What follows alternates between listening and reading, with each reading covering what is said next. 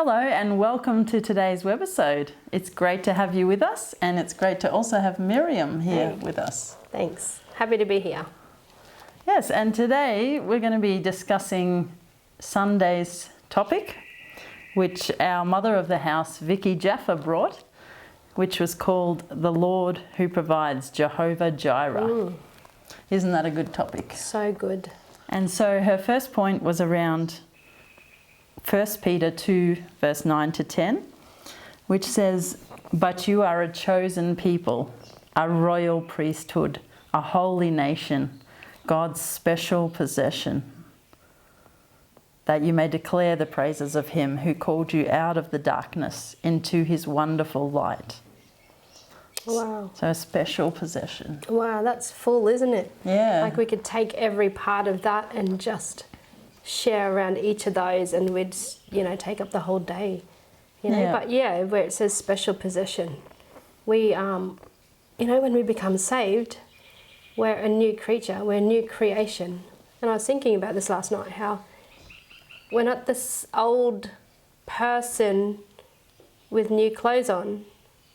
It talks about a new creation.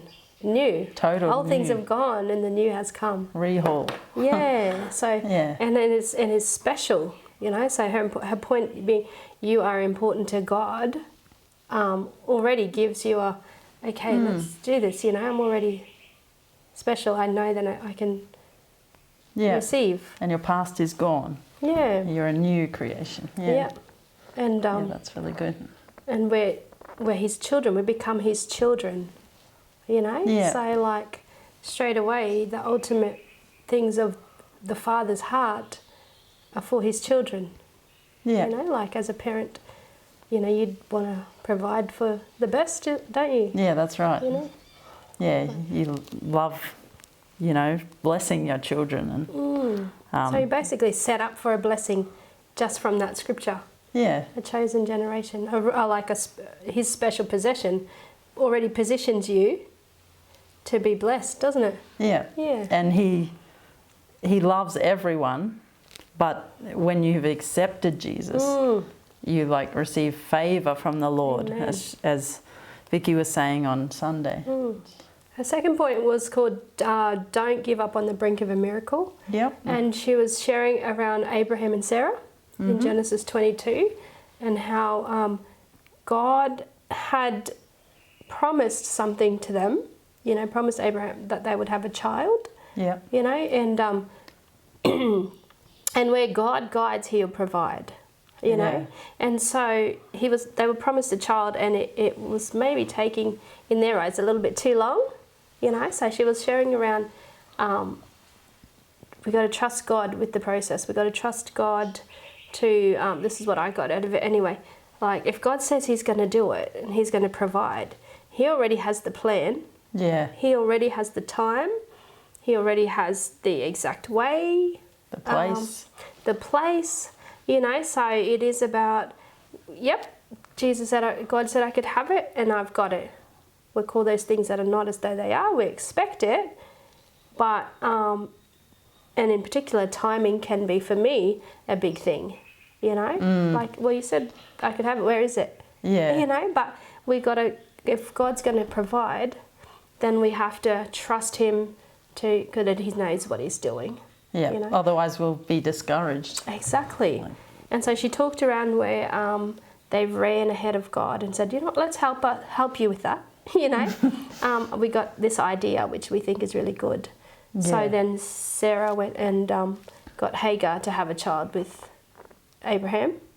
Yeah. And we know how that story went down. Yeah. So. Yeah. Yeah, and don't give up on the brink of a miracle. And even that in itself, God said he's going to provide. You might just give up, and then it's around the corner. It's right there. Yeah. She talked about not rushing into a relationship or rushing in to buy something. I remember as a younger Christian, I prayed for something. I think it was finances, and then I tried to work out how I could get it. I should ask this person or get a loan or this. And then I thought, hold on, I prayed for it. God will provide me the way to do it. Yeah. Tell me at least what to do rather than... Yeah. And sometimes we might think that we've prayed for something, but really we've only thought about it. Wow. Yeah. Do you ever get that? Yeah. Like you think, why is this thing not happening?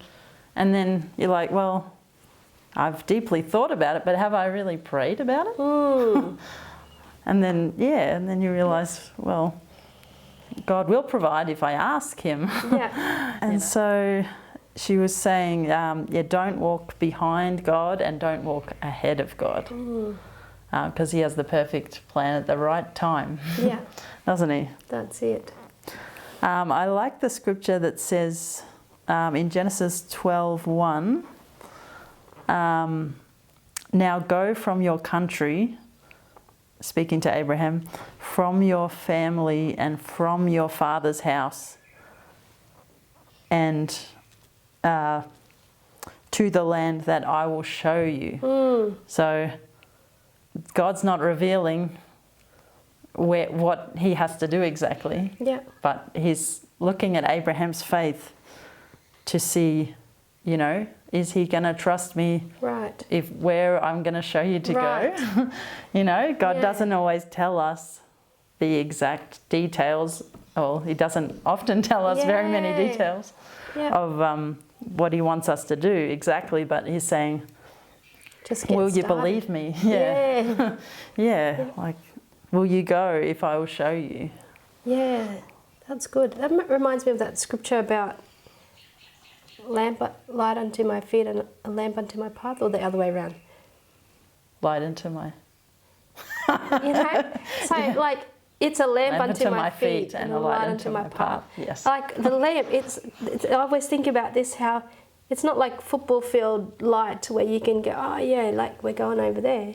It's a journey, hey. You just got to step out in front of you where it's lit up. Yeah. And particularly with me, I have my perception of depth is not so, like if I'm walking, especially at night when it's dim, I can't really gauge steps, or if there's a step down, or everything's level to me.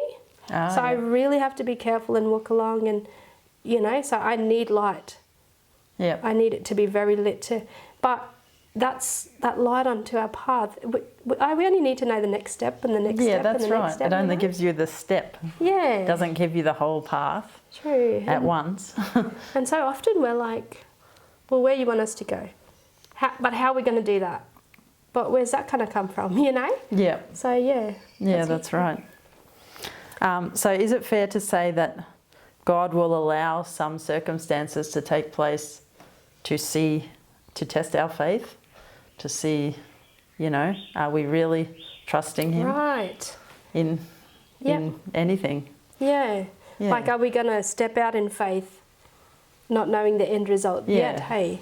Yeah. Absolutely. It's a challenge. I think so. And that just brings me to like something that Vicky mentioned was how God tested Abraham's faith, because she did really stick around in Genesis 22 and like talking about Abraham sacrificing Isaac, or being willing to sacrifice Isaac at the instruction of God. And she said it's to test for us, it was for Abraham to see where his faith was. Yeah. Because God already knew the outcome. Yeah. But Abraham may not have known the outcome because he was already willing to go and lay his son down. So after the testing, then Abraham was able to go, my faith level, my trust level is there. Yeah. And I think about that, like if I heard a voice saying, you need to sacrifice your son, I would think it was of the devil. Like that God's not going to ask me to do that. So it's amazing that he could hear, he just knew the voice of God so much that he trusted Him to the death. Like, that's incredible sort of faith. Yeah. And I talked about on Sunday when I did the giving message around holding things like this.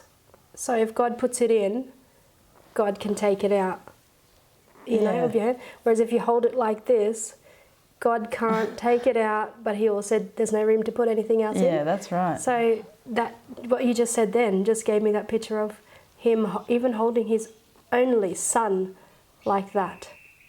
Yeah. So God gave it to me, God can take it away. Yeah. You know? Yeah, that's So- great. Which then makes me think how God held his own son like that. Yeah, That he came to the cross, you know, Yeah. came to and died for us. that's right. But Yeah, that's pretty amazing. And so as we talk about, you know, Abraham sacrificing his son, you know, that leads us straight into her third point, which was obedience is better than sacrifice. You know? Yeah. Like the obedience to go, yes, God, I don't mind if you take it out of my hand, rather than, no, I'll give you everything else. I'll do everything for you, you know? Yeah. But don't touch this. Yeah. Yeah. Yeah. Yeah. You know, there's a, I always think of this story, how, this analogy of how, like if I say to you, okay, can you do the dishes for me? Because that's, you know, I really need that done. And then I come back and the whole house is clean, but the dishes aren't done. Yeah. And then I'm like, you know, all I did is ask you to do the dishes. Oh no, I didn't want to, but I did everything else. You know? Yeah. But obedience, and like people will say, well, you're not happy with what I did. But Yeah. actually, that's not what I asked you to do. That's right. You know? So that obedience to just do that one thing, sometimes we're making these massive sacrifices when we could have just done that one thing. Yeah, that's You know? that's right. That's to really please good. you. To please me, actually. It was my kitchen. Yeah. Yeah. As we were talking before about faith and, you know, obedience, and like, just imagine when Abraham was told to do that, and how hard it would have been to pack his son up, pack that I couldn't imagine. animal up, those people going. And then I love that he said to the servants, wait here, we're going to worship God, and we'll be back. Yeah, and I often wonder, like, where was Sarah at this point? Like, her son is about to be sacrificed. Pretty sure she wasn't watching. Oh Like, my did gosh, she know how? about it? Or did God just tell Abraham that this is going to happen because he knew how she would feel?